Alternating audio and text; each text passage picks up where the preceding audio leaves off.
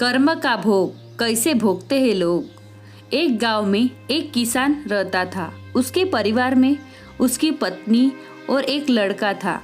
कुछ सालों के बाद पत्नी की मृत्यु हो गई। उस समय लड़के की उम्र 10 साल थी।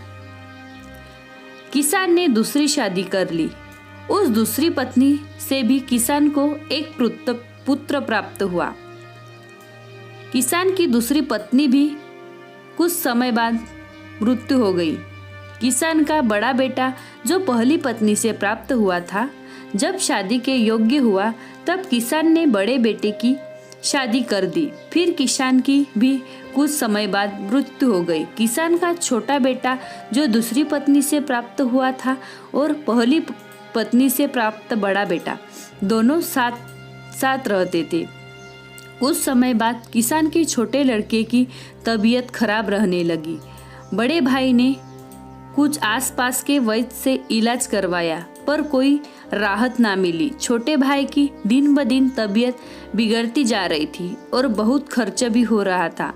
एक दिन बड़े भाई ने अपने पत्नी से सलाह की कि यदि ये छोटा भाई मर जाए तो हमें इसके इलाज के लिए पैसा खर्च ना करना पड़ेगा और जायदाद में आधा हिस्सा भी नहीं देना पड़ेगा। तब उसकी पत्नी ने कहा कि क्यों नहीं किसी वैद्य से बात करते, इसे जहर दे दिया जाए, किसी को पता भी ना चलेगा, किसी रिश्तेदारी में भी कोई शक ना करेगा कि बीमार था, बीमारी से मृत्यु हो गई। बड़े भाई ने ऐसे ही किया। एक वैद्य से बात की कि आप अपनी फीस बताओ, ऐसा करना मेरे छोटे बीमार भाई को दवा के वजह से जहर देना है। वैद्य ने बात मान ली और लड़के को जहर दे दिया और लड़के की मृत्यु हो गई। उसके भाई भाभी ने खुशी मनाई कि रास्ते का कांटा निकल गया। अब सारी संपत्ति अपनी हो गई। उसका अंतिम संस्कार कर दिया गया। कुछ महीनों पश्चात उस किसान के बड़े लड़के की पत्नी को लड़का हुआ। उस पति पत्नी ने खूब खुशी मनाई। बड़े की ही लाड़ प्यार से लड़के की परवरिश की। कुछ ही दिनों वर्षों में लड़का जवान हो गया। उन्होंने अपने लड़के की भी शादी कर दी। शादी के कुछ समय बाद अचानक लड़का बीमार रहने लगा। माँ बाप ने उसके इलाज के लिए बहुत वैद्यों के इलाज करवाया।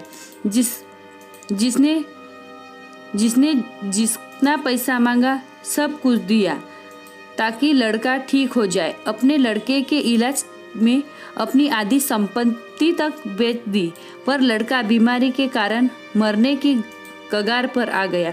शरीर इतना ज्यादा कमजोर हो गया कि अस्थि पिंजर शेष रह गया था। एक दिन लड़के को चारपाई पर लेटा रहा था और उसका पिता साथ में बैठा। अपने पुत्र की ये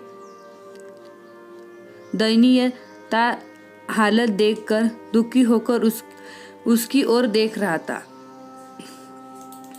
तभी लड़का अपने पिता से बोला कि भाई, अपना सब हिसाब हो गया, बस अब कफन और लकड़ी का हिसाब बाकी है, उसकी तैयारी कर लो। ये सुनकर उसके पिता ने सोचा कि लड़के का दिमाग भी काम नहीं कर रहा है बीमारी के कारण, और बोला, बेटा मैं तेरा बाप हूँ, भाई नहीं।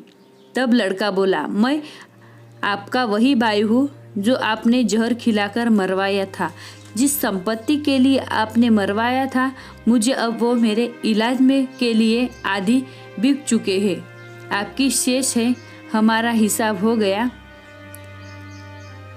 तब उसका पिता फूट फूट कर रोते हुए बोला कि मेरा तो कुल नाश हो गया, जो किया मैंने मेरे आगे आ गया, पर तेरी पत्नी का क्या दोष है जो इस बेचारी को जिंदा जलाया जाएगा।